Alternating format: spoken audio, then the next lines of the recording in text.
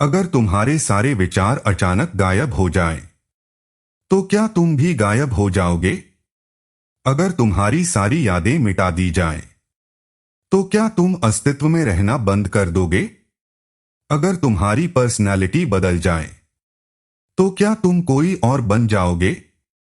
और अगर इन सबका उत्तर नहीं है, तो फिर तुम वास्तव में कौन हो?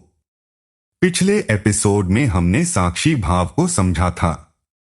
हमने देखा था कि विचार आते हैं, भावनाएं आती हैं, अनुभव आते हैं और चले जाते हैं, लेकिन उन्हें देखने वाला बना रहता है।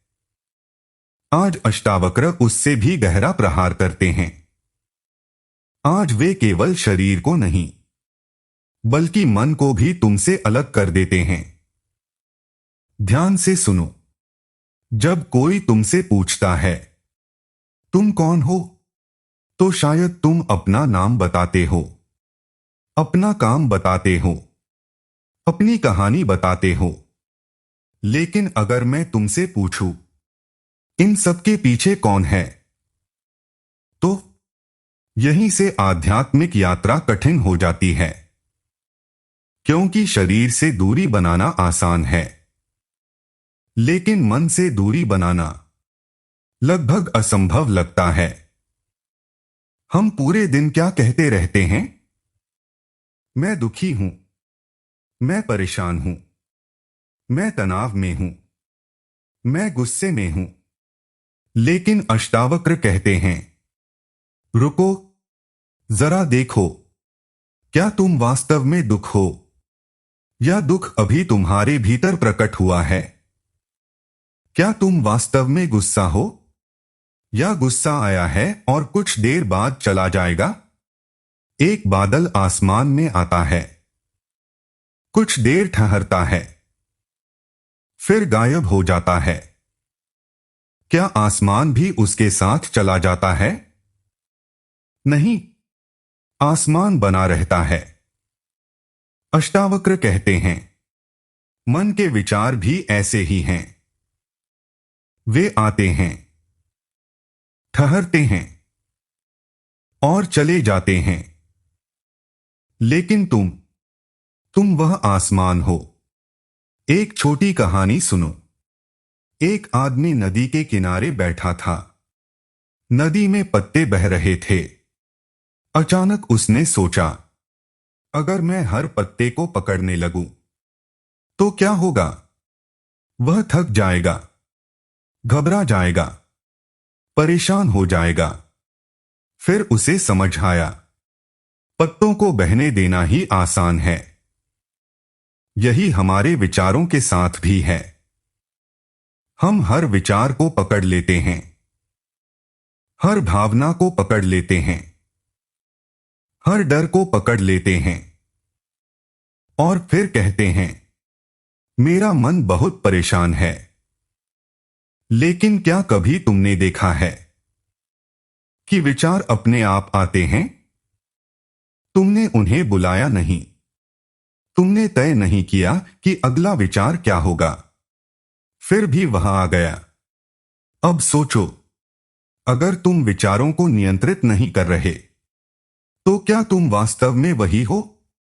यही अष्टावक्र एक बहुत बड़ा पैराडॉक्स रखते हैं। वे कहते हैं, जिसे तुम मैं कहते हो, वह भी मन की एक कल्पना हो सकती है। सुनकर अजीब लगता है, लेकिन ध्यान से देखो। जब तुम खुश होते हो, तुम कहते हो, मैं महान हूं।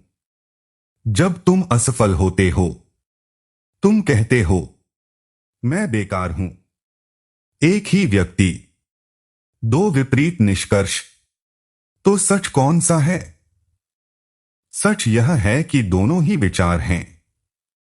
और विचार सत्य नहीं होते, वे केवल गुजरते हुए बादल हैं।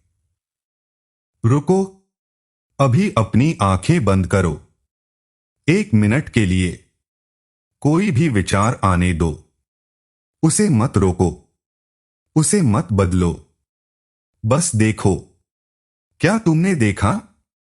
विचार आया, कुछ देर रुका और चला गया।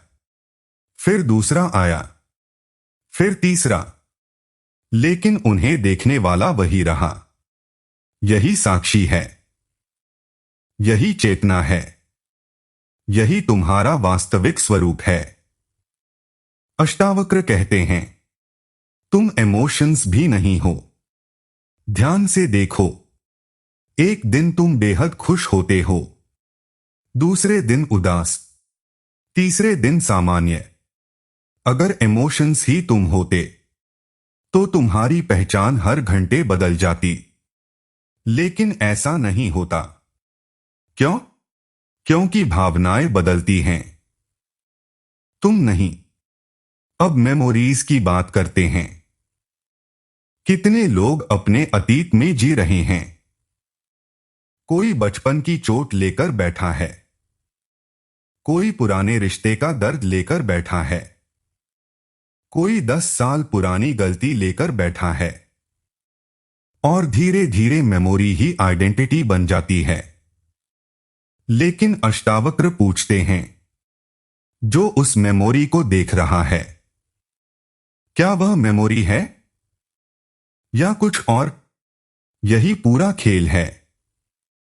हमने अपने आप को विचारों से जोड़ लिया, भावनाओं से जोड़ लिया, यादों से जोड़ लिया, और फिर भूल गए कि हम इन सबके साक्षी हैं।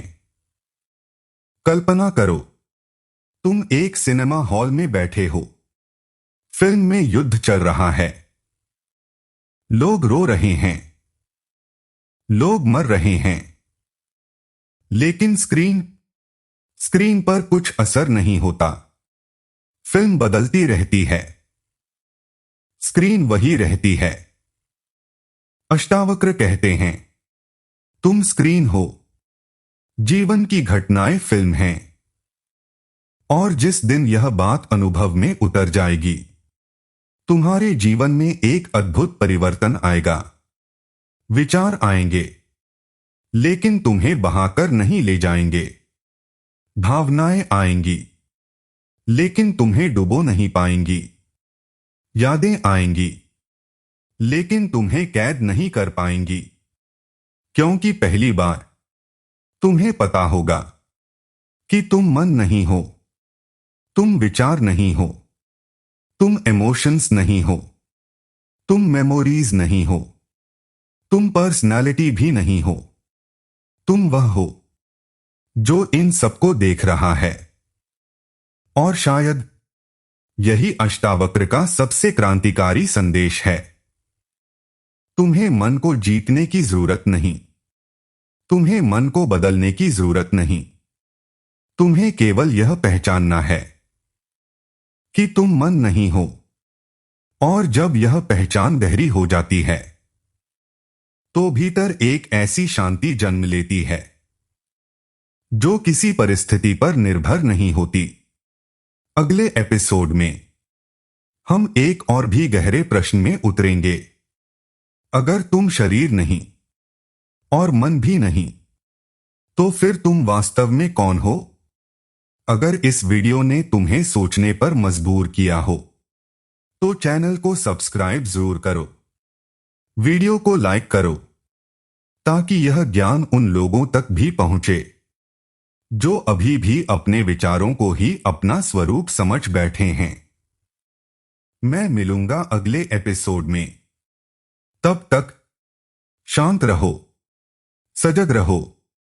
तुम वह नहीं हो जो सोचता है, तुम वह हो जो सोच को देख रहा है।